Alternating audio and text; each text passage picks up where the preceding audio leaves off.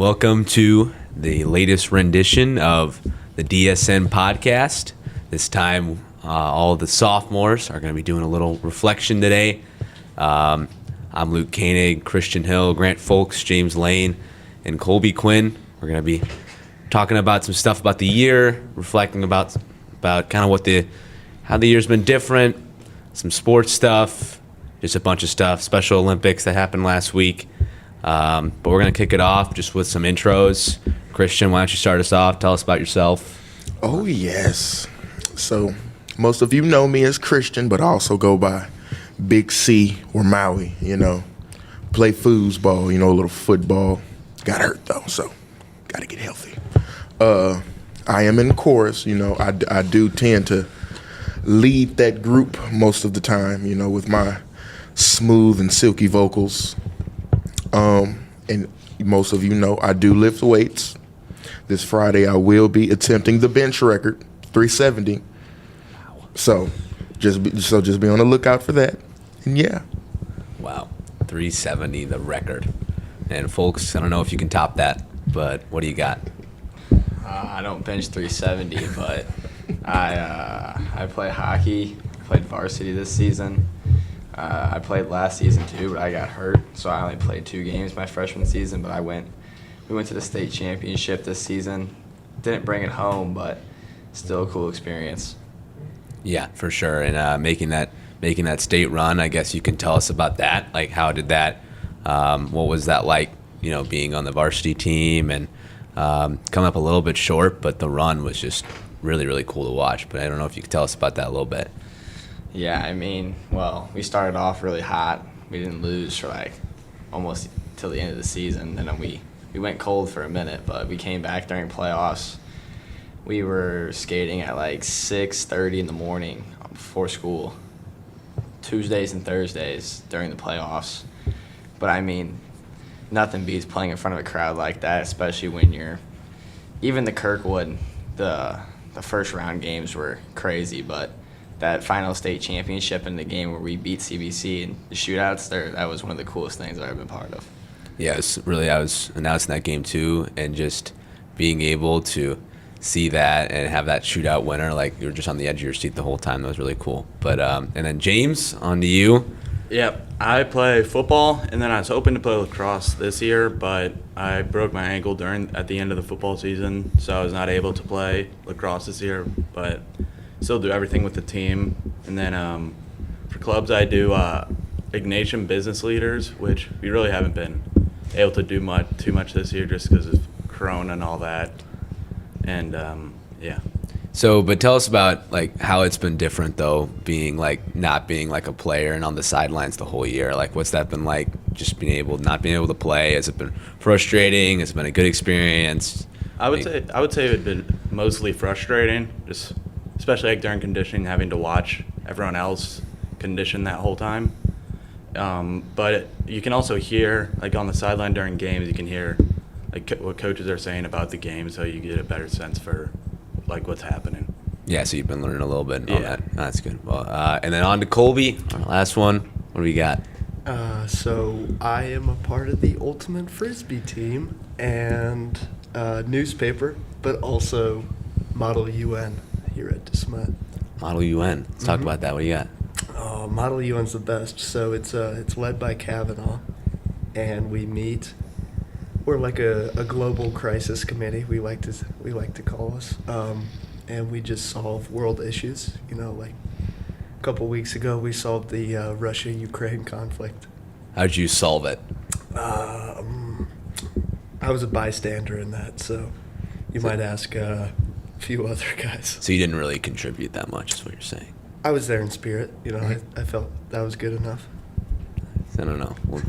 All right, well, I guess we'll move on to our next topic. But now you've heard enough from the guys. But I guess one of our main things that when I was asked to do this about what kind of the difference has been with the year now compared to last year. I know it's been a lot. It's been a huge difference. But I guess starting off with the whole just getting rid of all these COVID stuff and procedures that we did last year. Just reflecting that with let's just one thing was the masks that now it's been ever since I think February they were taken away. You didn't have to use them, you have to wear them. But I guess what has that been like for any of you that like you don't have to wear them anymore? Like what's so good about that now? Well, for me, I feel like I have now been able to breathe a bit easier, and I have been less hot because under that mask I was sweating profusely a lot of the time. Same with me. But I mean, it just been a totally just new experience, and I just feel like for me it was like just more open to actually like just talking to people and be like, and actually just encourages me to like go around to a table and just like, you know, talk to people. I don't know how you feel. How you guys feel about that? But Yeah, I would say my freshman year, I really had like a group of like 5 or 6 guys. That was like just my group. That's all I'd hang out with. And this year, really, especially, I would say because now that we have lunch, I would say that played like a huge role in just making way more friends than I had last year. It's just been a lot better.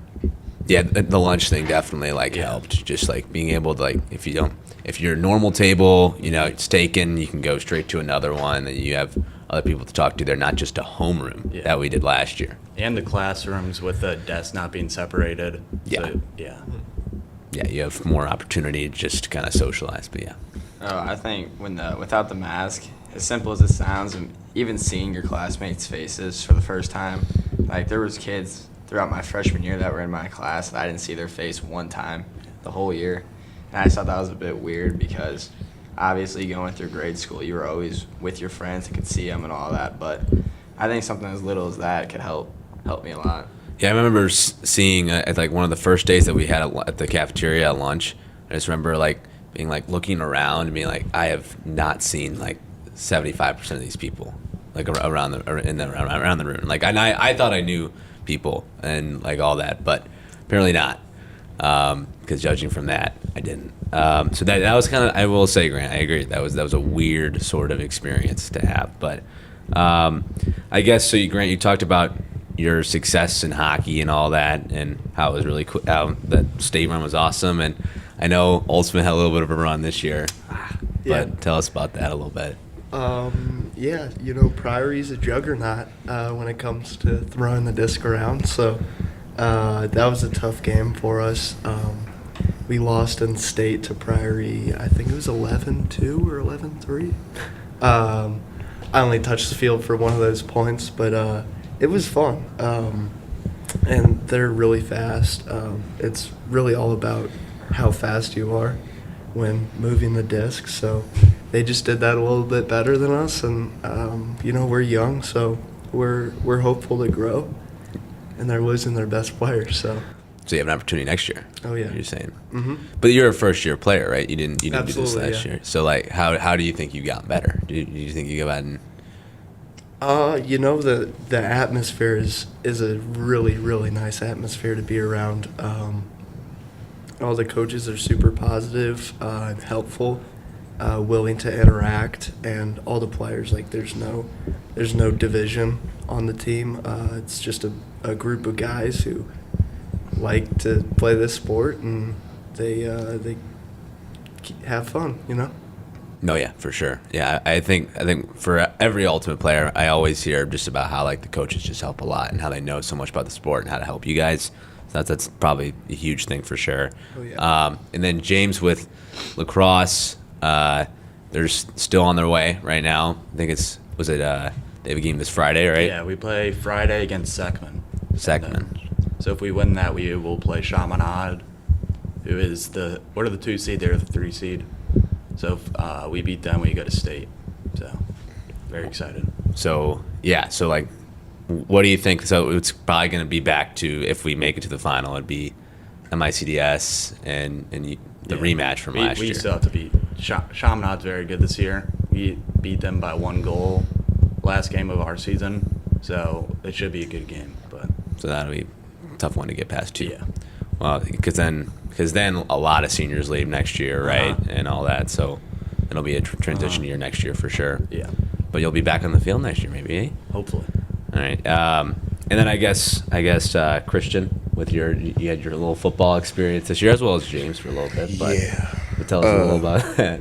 Man, so sophomore year, I was new to football, so I came in with high hopes.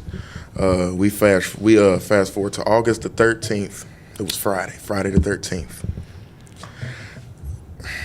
During practice, matter of fact, it was the first padded practice. We're the linemen over there doing their one-on-one drills. My first one goes smooth. Second one, I don't know what happened. I stood up too straight, and I stopped running my feet. Next thing you know, I hear a snap in my knee, and I fall to the ground. Next thing you know, I see my kneecap on the right side of my knee, and my nerves are just racing. I'm screaming, and then Trainer Dan comes over here, pops it back into place. Then I get the news that I might be out for a good 8 weeks. So through my head, I'm just like, I guess I just got to accept the fact that now I just got to rehabilitate myself and get my head back into the game for next season.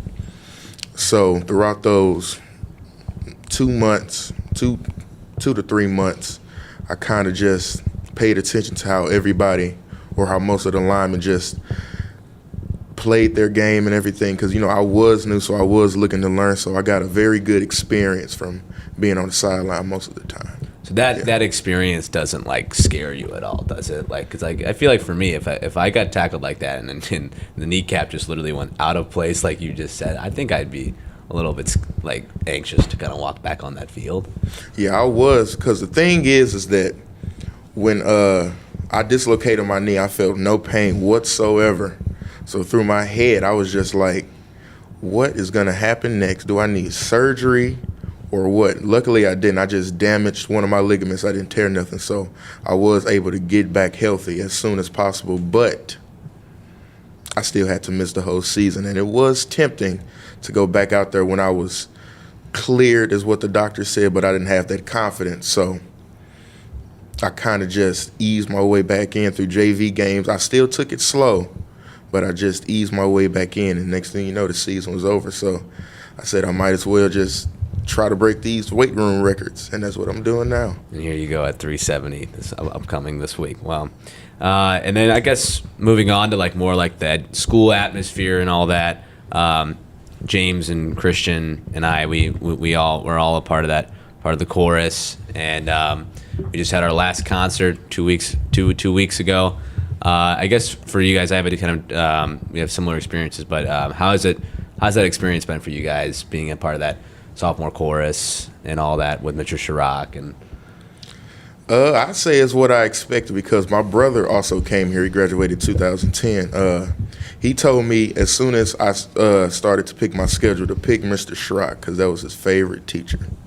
And he said, y'all going to have the most fun. Y'all going to go places, all of that. Because we did a little tour to the airport and to another Catholic elementary school where we sung there. And that was just fun, because we, at the airport, we got to sing for charity, and collect money for that. I kind of contributed to that with a few of my solos. James knows. Yeah, well, he knows. Some solos for Christian. Were they good, James? You think they were? No. Yeah. Wow. It's harsh right there. Do you have his little version of George Michael? I don't even want to talk about that, because that was just ridiculous. Just offbeat, missing all his keys. So he has the nerve to talk on me. George Michael is a tough tone to match there. It really was. What George Michael did you do? I don't remember. Yeah. He doesn't even remember. It's the Christmas song. The George Michael's Christmas song. I forgot the one name with Wham? Was it Last Christmas? Yeah, Last that's what it Christmas. was. Yeah. Last Christmas. Yeah, that's a tough one. That's high. Yeah. That's a tough one. Yeah. But yeah, and then so you had the one you were singing at the church, and then the airport, and then then we had the one for junior ring mass, and then those were all really good experiences for sure. And then the only thing that I did with the part of the more at the advanced one, went to the courthouse to sing for the new immigrants and citizens for St. Louis, and that was obviously a really, really good experience. knowing that the judge as well that was like initiating them in was a DeSmet grad too, and one of the first graduates from the DeSmet class. That was pretty cool too. And then for Colby with news writing, does some stuff there. Yeah, so the DeSmet Mirror, as you I'm sure know, is our newspaper. I help run the website, which this podcast will be on in a matter of hours. Basically anything that's on there, I try and make sure it's good, or I write it. Yeah, because I remember it was you that kind of made the announcement about like the new edition of Coach Merritt for football and all that. But yeah, but how has that been like? I'm like assuming like that's like hard to do. Like you had to pull quotes and all that. And I was like, that's pretty good. Yeah. So I'm gonna be honest with you. That story took me like maybe 30 minutes. That was a quick one because Burns wanted me to get it out there ASAP, and we usually get like 50 views per story. That story got us 1,700 views. Holy cow! Which is like 4 times the next highest story. So I think the community really liked that news. Yeah, I mean it was just a 30-minute story turned into that. That's pretty crazy. Yeah, it was the easiest story I've ever written, and it did the best. So I don't really know what to do anymore. But I guess with that Coach Merritt news, I guess for the football guys, how excited are you for him coming in from Burroughs and all that? Yeah, I haven't been able to meet him yet, but he seems like a good guy. Seems like a good coach, so I'm excited. You know, I got the chance to meet him. He is a good guy. You know, he just released his first offensive install for us, so he kind of wants us to start getting into things pretty early before practice actually starts. So we can tell he's going to be a great change to us. Yeah, I guess what you were saying, just like more of like a player's like focus coach, and like is able to like really individually like just get you guys going and all that. Yeah, that's always good. And I guess you guys talked about Mr. Chirac, Christian, but any other like teachers that like have had like a special effect, like probably more this year or maybe even last year, where just kind of help you through the years, help you through the weird times that we were having. But I know for me it was probably Mr. Chirac. Just always there, like knew that it was a rough time to be going through. But I don't know, maybe any of you guys had that one teacher that'd be like, yeah, he or she's been really, really good. I'd say my homeroom teacher, Coach Phillips, because I mean we kind of have a bond together when it comes to the weight room. You know, he's always, you know, excited when I'm trying to get a new PR, even though he does tend to hate a little, you know.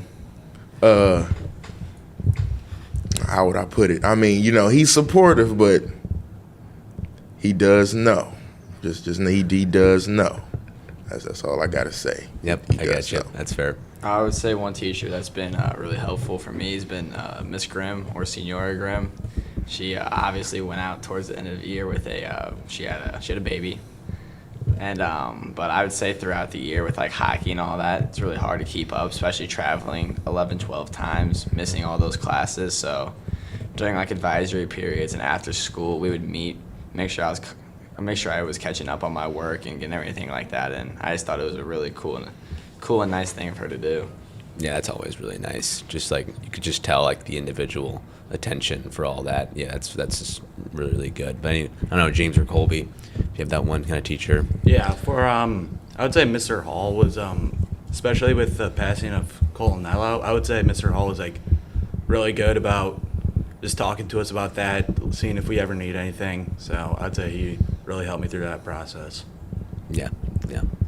That's a great point. I'm gonna add off to what Christian said about Coach KP. I just think he's a fantastic human being, and he can talk to you about any topic without being uncomfortable or irrational. And I'm gonna throw a couple more out there if that's okay. By all means. I'm gonna say Mr. Bergman's class this year. Anybody that had Mr. Bergman will probably agree with that. the class that he does is just incredible. I mean, the amount of effort that he puts in for his students, and to add off of what James said about the passing of Cole, I mean, he was like right there with us in a whole different way, and it was really cool to see the amount of unity and the strength in that unity that came out of a really, really unfortunate and unprecedented event. I like that key word right there, unity. Really, I think really emphasizes that despite a really tough time, and I think really a hard 2-3 months, that I think there was some, just like, I know it's just really, really hard, but like that there was at least some good that came out of it, with how the teachers and the students kind of all united together a little bit and just wanted to get everybody through it. So I agree with that. And how could I forget with Coach Phillips? He also gives us Donut Fridays. I cannot forget about that. He takes his time out of his morning to go to John's Donuts and gets us some of the best donuts we ever had. And, we're always appreciative of that, because donuts make our day when we know it's going to be a long one. So, yeah, can't forget about that one. Oh, yeah, Donut Fridays. And I guess one of our kind of final topics, Special Olympics, happened last week, actually a week ago on the dot.